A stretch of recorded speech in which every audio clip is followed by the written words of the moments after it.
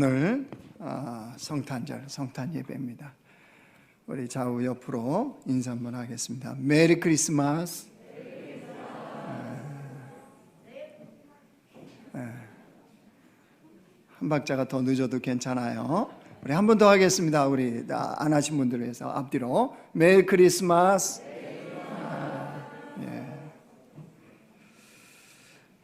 우리는 성탄절에 이렇게 메리 크리스마스라고 인사를 합니다. 이 메리 크리스마스라는 게 이게 메리, 이게 기쁘다, 즐겁다 이런 뜻이잖아요. 크리스라는 것은 그리스도, 그다음에 마스라는 것은요 예배, 어떤 또 미사, 이 용어입니다. 그러니까 예배를 뜻하는, 미사를 뜻하는 메스라는 고어에서 온 거예요. 그러니까 크리스마스 그러면 여러분 무슨 뜻이겠습니까? 예수님께서 그리스도로 태어나신 것을 기념하여 예배하는 날, 이게 크리스마스예요. 그래서 우리는 즐겁게 메리 크리스마스라고 인사를 하죠. 근데 이게 언제부터인가요? 이 용어가 변질되고 왜곡되기 시작했습니다. 최근 이렇게 벌어지는 일이에요. 유럽연합 EU에서요 포용적 소통을 위한 가이드라인, 포용적 소통을 위한 가이드라인을 정해서 배포를 했습니다. 근데 여기서 주목해 볼 만한 게 있어요. 뭘 주목해 보냐? 크리스마스라는 용어를 사용 금지 목록에 넣었습니다. 크리스마스라는 용어를 사용 금지 목록에. 왜 사용 금지 목록에 넣었느냐? EU에서 한 겁니다. 이유가 이렇습니다. 모든 EU 직원이 기독교인이 아니며 모두가 기독교 휴일을 기념하는 것이 아니다. 그래서 사용 금지 목록에 넣어서 대신에 메리 크리스마스가 아니고 홀리데이, 이 용어를 쓰도록 권장을 했습니다. 여러분 이상하지 않습니까? 아니 크리스마스를 크리스마스라고 그러는데 왜 크리스마스라는 용어를 못 쓰게 하느냐는 겁니다. 입장 바꿔놓고 그렇지 않습니까? 부처님 오신 날을 부처님 오신 날이라 부르잖아요. 이 용어에 대해서 세상에서 쓰지 말자, 금지 목록이다, 이런 말은 없습니다. 그런데 지금 세상은 크리스마스를 홀리데이다 이렇게 바꿔서 쓰기 시작했습니다. 여러분 이게 실제적인 겁니다. 정말 그래서 그런가 제가 살펴봤습니다. 세계적인 브랜드 커피인 스땡땡 그런 게 있죠. 예. 거기에 여러분들 커피 마셔보셨습니까? 최근에? 크리스마스가 아닙니다. 홀리데이라고 써져 있습니다. 거기서 나오는 굿즈 있죠? 홀리데이라고 써져 있습니다. 이게 지금 세상이 돌아가는 지금 이치입니다. 여러분 이런 세상 속에서 우리 그리스도인들이 맞이한 이 성탄, 우리가 이거를 제대로 깨닫고 또 우리 삶에 그것이 왜 중요한지 또 우리 삶에 적용하고 우리가 나갈 필요가 있습니다. 오늘 본문에 예수님께서 어떻게 이 성탄하셨는지 이걸 나타내죠. 들판에서 양떼를 지키고 있던 목자들에게 주의 천사들이 나타나죠. 천사들이 나타나서 뭘 얘기합니까? 온 세상에 미칠 큰 기쁨의 소식, 이거를 전해줍니다. 그게 바로 예수님의 탄생 소식입니다. 이 소식과 함께 천군 천사가 찬송을 합니다. 그게 14절입니다. 14절 한번 보실래요? 우리 같이 한번 읽겠습니다. 시작. 지극히 높은 곳에서는 하나님께 영광이요 땅에서는 하나님이 기뻐하신 사람들 중에 평화로다 하니라. 예수님 탄생은 하나님께는 영광이요 땅에는 평화의 소식이라는 거예요. 특별히 하나님께서 기뻐하시는 사람들, 그들에게는 뭐라고요? 평화의 소식이라는 겁니다. 예수님의 성탄은 우리들에게 평화의 소식입니다. 왜 이 평화가 중요할까요? 왜 예수님의 성탄은 우리에게 평화일까요? 이게 왜 이렇게 중요하냐는 거죠. 교육자들과 함께 그 독서 나눔을 하는데요, 12월 달에 저희가 읽었던 책이 이거였습니다. 그냥 하지 말라, 당신의 모든 것이 메시지다. 책 제목입니다. 이게 무슨 말이냐면요, 이 책 저자가 빅데이터, 그걸 다루는 사람이에요. 그러니까 빅데이터를 분석을 하면 뭐가 나오냐 그러면 사람들이 어떤 흐름으로 살아가고 무엇을 좋아하고 무엇을 추구하는지 이게 나오지 않겠어요? 20년 동안이나 이 일을 했던 사람이에요. 그래서 그걸 가지고 이제 책을 쓴 겁니다. 이 책에서 주장하는 핵심적인 게 이겁니다. 개인의 욕망의 합이, 우리 각자 개인마다 욕망이 있잖아요. 그 욕망의 합이 곧 미래에 벌어질 일들의 인푸심을 알았다. 각자 개인들의 욕망의 합이 미래에 벌어질 일들을 나타낸다는 거예요. 그러면서 이 저자는요, 욕망하기를 멈추지 말라, 이렇게 얘기합니다. 욕망하기를 멈추지 말라. 왜냐하면 인간의 욕망은 멈출 수도 없고 그 욕망이 자신의 존재를 더 안정되게 또 유지되길 바라는 그 마음이기 때문에, 그래서 욕망은 미래를 만들어낸다, 이렇게 말합니다. 여러분, 이게 무슨 뜻이냐면 개인이 바라는 것을 시도하면 새로운 변화가 일어난다는 거예요. 그러니까 우리는 욕망 그러면 여기서 이제 우리는 단지 쾌락적인 이것만 생각하는데, 여기서 말하는 욕망은 그게 아닙니다. 내 삶의 새로운 변화를 위한 욕망이요, 욕구라고 표현하면 더 맞겠죠. 뭔가 새로워지기를 원하는 이 욕구요, 이것을 끊임없이 시도해 보라는 거예요. 그러면 그게 결국 개인의 변화를 이끌어내고 새로운 시대를 만들어 간다라고 하는 주장입니다. 그러니까 제가 볼 때는 자기개발서의 책으로서는 귀를 기울일 만해요. 그런데 너무 장황하게 써놔서 그렇죠. 그런 내용입니다. 근데 저는 이 책을 읽으면서 그런 이 질문이 생겼어요. 여러분, 인간이 새로운 것에 대한 욕망의 끝이 있던가요? 여러분, 새로운 넥타이 하나 사면 대만족이죠. 그리고 이제 더 이상 넥타이 안 사죠. 아니잖아요. 그렇죠? 저도 넥타이 꽤 많아요. 근데 이 예배 때 메고 올 넥타이 늘 고민해요. 뭐가 잘 어울릴까?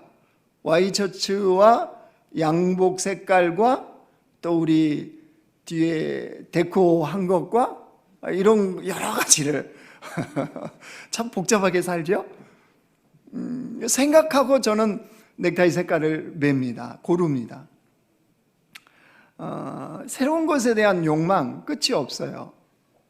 그리고 참 만족도 사실 우리에게는 없습니다. 욕망을 추구한다, 그 욕구를 추구해서 새로운 게 일어난다, 예, 맞는 말이기도 합니다.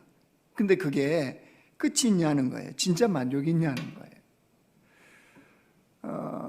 그 아내와 함께 가수를 꿈꾸는 여자분에 대한 영화 한 편을 봤어요. 영화를 봤는데 이런 내용이에요. 이 가수를 꿈꾸는 시골에 이제 사는 여자인데 정말 노래를 잘해요. 그래서 아빠가 이렇게 매니저처럼 이렇게 따라다니면서 여기저기 오디션에 이제 나가는 거죠. 진짜 노래를 잘하기 때문에 나중에 어쨌든 인정받습니다. 그래서 가수로 데뷔를 하고 성공을 해요. 근데 이제 성공을 했는데 그 자신의 나라의 이 국내 정치 상황에 휘말려요. 그리고 반정부 발언을 했다는 것 때문에 활동에 제약을 받고 감시를 받습니다.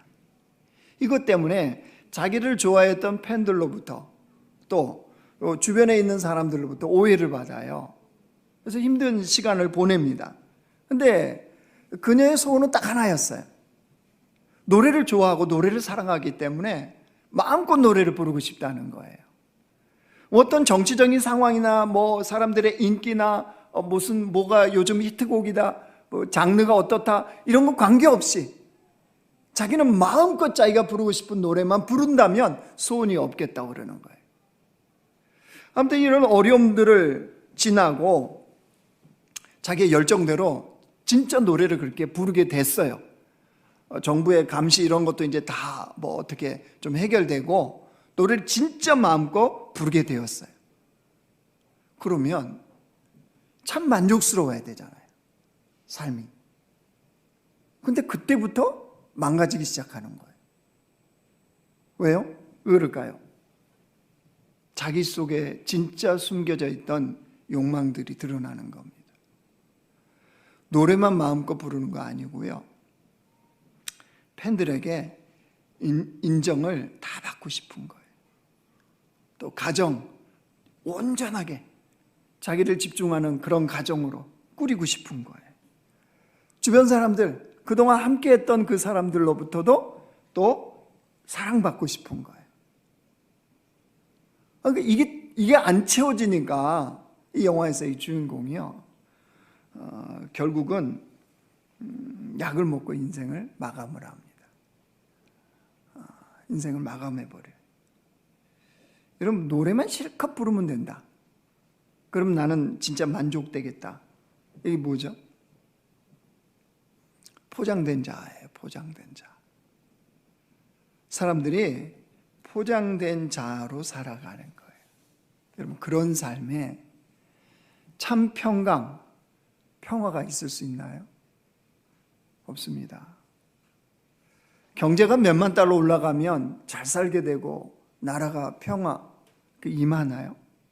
아니요, 그렇지 않습니다. 사람들은 뭐가 채워지면 만족스럽고 채워지면 참 평강 속에 살아갈 거라고 생각하는데, 여러분, 그거는 인간의 자기기만입니다. 결코 참 평화를 누리는 것이 불가능합니다. 그래서 예수님이 우리의 삶을 너무나 잘 아시기 때문에 오늘 무엇으로 오셨다고요? 평화의 왕으로, 평화로다 그러셨잖아요. 이 땅에 주님 오셨어요. 이사야 말씀에 이렇게 예언합니다. 이사야 9장 6절 보실래요? 자, 제가 읽겠습니다. 이는 한 아기가 우리에게 낳았고 한 아들을 우리에게 주신 바 되었는데 그의 어깨는 정사를 메었고 그의 이름은 기묘자라, 모사라, 전능하신 하나님이라, 영존하시는 아버지라, 평강의 왕이라 할 것임이라. 주님은 무엇으로 오셨다고요? 평강의 왕. 여러분, 평강, 평화는 샬롬입니다. 샬롬. 그렇죠? 주님은 이 땅에 샬롬을 주시기 위해서 오셨다는 거예요. 근데 여러분 생각해보세요. 평화의 왕, 평강의 왕. 우리에게 평강, 평화, 이 샬롬을 주기 위해서 오셨는데 오신 주님의 모습이 어떠했나요? 오신 주님의 모습 한번 보실래요? 12절 가보세요. 오늘 본문의 12절이요. 너희가 가서 강보에 쌓여 구유에 누워 있는 아기를 보리니 이것이 너희에게 표적이니라 하더니. 예수님은 태어나서 뭐 하셨대요? 강보에 쌓여 구유에 누워 있는 아기. 여러분 어떻습니까? 평강의 왕이시라며요. 근데 어떤 모습입니까? 지극히 가난하고 무력한 모습입니다. 그렇죠? 만왕의 왕이 이 땅에 오셨는데 지극히 가난하고 무력한 모습으로 오셨어요. 여러분 왜 이럴까요? 왜 이 모습일까요? 자, 그 주님이 어떻게 하셨는지 보십시오. 골로새 1장 20절 보여주세요. 제가 읽을게요. 그의 십자가의 피로 화평을 이루사 만물, 그 땅에 있는 것들이나 하늘에 있는 것들이 그로 말미암아 자기와 화목하게 되기를 기뻐하심이라. 화평을 이루기 위해서 오셨는데 뭘 지셨다고요? 십자가를요. 분명히 화평, 평강 이걸 이루기 오셨는데 십자가예요. 즉 무력하게 죽으셨죠. 십자가에. 가난하고 무력하게 강보에 쌓여서 구유에 누이신 예수님으로 오셨고, 그 오신 예수님은 십자가에서 무력하게 죽으셨습니다. 왜일까요? 왜 우리 주님은 만왕의 왕이신데 이 모습으로 오셨을까요? 오늘 말씀처럼 우리에게 평화를 주시기 위해서입니다. 그러면 예수님이 주시는 평화는 뭘까요? 예수님이 주시는 이 샬롬은 뭐냐는 거예요. 여러분, 사람들이 바라는 차원의 평화를 넘어서는 평화입니다. 사람들이 바라는 평강을 넘어서는 평강입니다. 무슨 말이냐? 사람들이 평화, 평강 그러면요, 이렇게 생각합니다. 그저 나 개인이나 또 이 사회나 이 국가가 안전하고 평안하는 것. 예, 이거 중요합니다. 우리 개인이나 사회나 나라가 평화로운 것 중요합니다. 그런데 평화, 평강 그러면 이 수준의 생각만 하는 겁니다. 근데 예수님은요, 그렇게 우리가 생각하는 그런 평화의 차원을 넘어선 평화라니까요. 그게 뭐냐면 구원입니다. 주님이 주시는 이 평화는 구원의 평화예요. 즉 다시 말하면요, 온전한 하나님 나라로 들어가게 하는 평화라는 사실입니다. 이걸 다시 풀어드리면요, 이겁니다. 오늘 말씀의 핵심이기도 한데, 예수님이 하나님이 기뻐하시는 사람들 중에 평화로다 하는 이 평화, 예수님이 주시는 평화는요, 관계의 평화를 주시는 구원입니다. 다시요, 관계의 평화를 주시는 구원입니다. 어떤 관계의 평화일까요? 첫 번째로는 하나님과의 관계에서 평화입니다. 하나님과의 관계에서 샬롬을 주시는 거예요. 인간이 죄로 타락한 다음에 어떻게 되었습니까? 하나님 아버지의 관계가 깨어져 버렸죠. 단절이 되었습니다. 그 죄 문제가 해결되지 않고는 하나님 아버지와 진정한 평화가 이루어지지가 않은 거예요. 인간의 참된 만족과 행복은요, 하나님과의 관계에서 샬롬이 되어야 돼요. 여러분, 이게 안 되면 소득이 몇십만 불이 되어도 내 삶에 어떤 것들이 채워져도 진정한 샬롬은요, 올 수가 없습니다. 그래서 예수님은 하나님과의 관계에서 샬롬을 주시기 위해서 이 땅에 오셨습니다. 자, 요한일서 2장 2절 보실래요? 자, 우리 같이 한번 읽겠습니다. 시작. 그는 우리 죄를 위한 화목제물이니 우리만 위할 뿐 아니요 온 세상의 죄를 위하심이라. 우리의 죄를 위한 뭐라고요? 화목제물. 무슨 뜻입니까? 평강, 평화. 아버지 하나님과 우리의 샬롬을 위해서 그분은 화목제물로 이 땅에 오셨다는 거예요. 그러니까 예수님의 평강은 하나님과 우리 사이에 평화를 주시기 위해서 이 땅에 오신 거예요. 두 번째는 뭐겠습니까? 인간관계의 평화입니다. 예수님이 이 땅에 어떤 평화로 오셨느냐?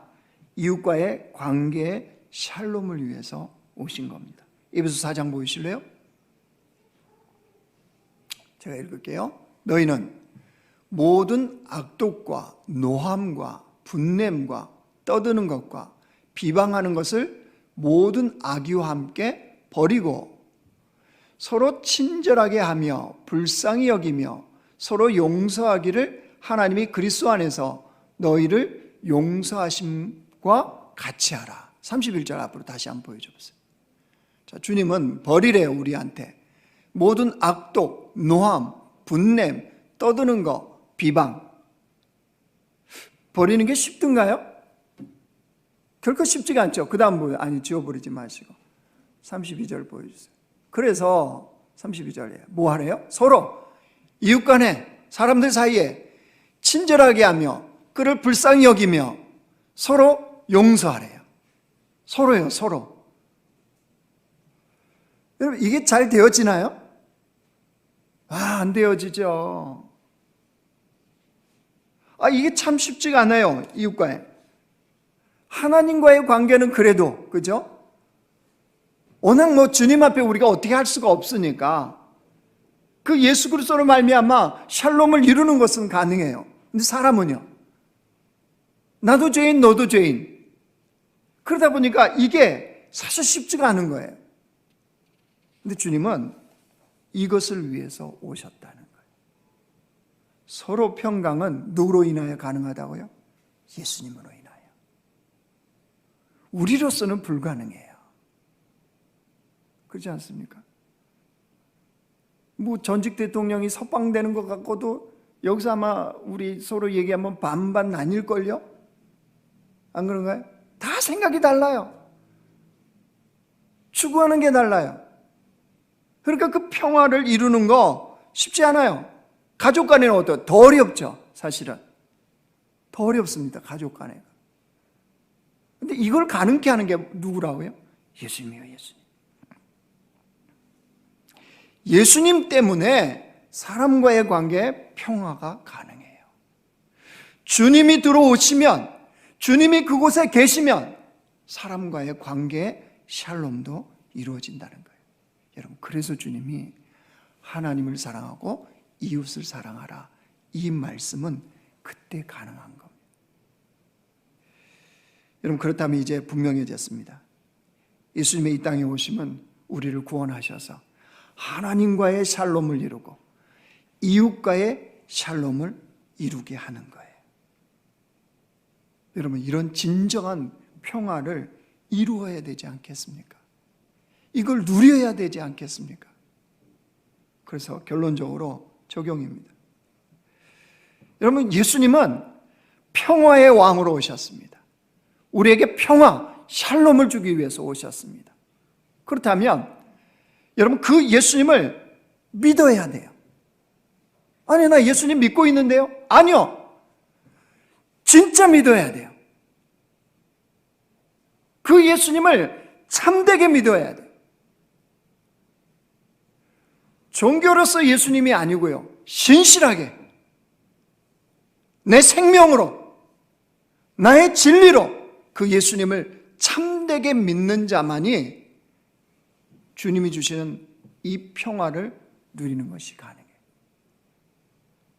그리고 여러분, 예수님을 믿는 자라면요, 이제 이 평화를 내 삶에 적용해서 누리셔야 돼요. 하나님과의 관계에서 그 진정한 평강이 어떤 기쁨을 주는지, 어떤 만족을 주는지 우리는 경험하고 살아야 돼요. 내 힘으로, 내 능력으로는, 내 지식으로는, 내 성품으로는 이웃과의 평강이 안 돼요. 평화가 안 돼요. 그런데 예수님으로 인해서 이웃과의 평화가 가능한 자가 돼야 돼요. 이것을 누리는 거예요. 나로서는 용서가 안 돼요. 그죠? 할렐루야. 가득 차니까 좋네. 오늘 선 사람들 고정. 김양희 목사님 계속 거기 있어요. 내려오지 말고. 네.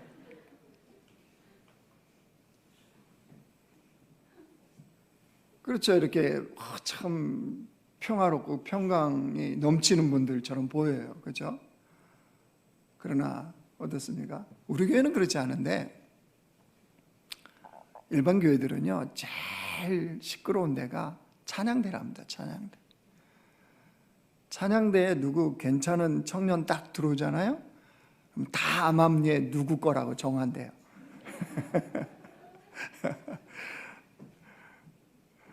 그래서 제일 말도 많고 소문도 많고 제일 시끄러운 데가 찬양대래요.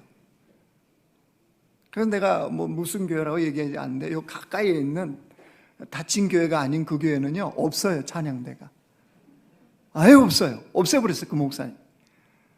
저 신학교 때 그 교수님이셨는데 아예 없어요. 여러 가지 이유가 있겠지만 그것 이유 중에 하나예요. 근데 아무리 뭐 20명, 50명, 100명이 있어도 샬롬이 가능해요. 누구로 인해서요? 예수님이 들어오시면 되는 거예요. 할렐루야 찬양대에 주님이 들어오시면요 진정한 100명이든 200명이든 진정한 평화는 그 안에서 이루어지는 거예요. 예수님은 무엇 때문에 오셨다고요? 평화, 평강, 샬롬이요.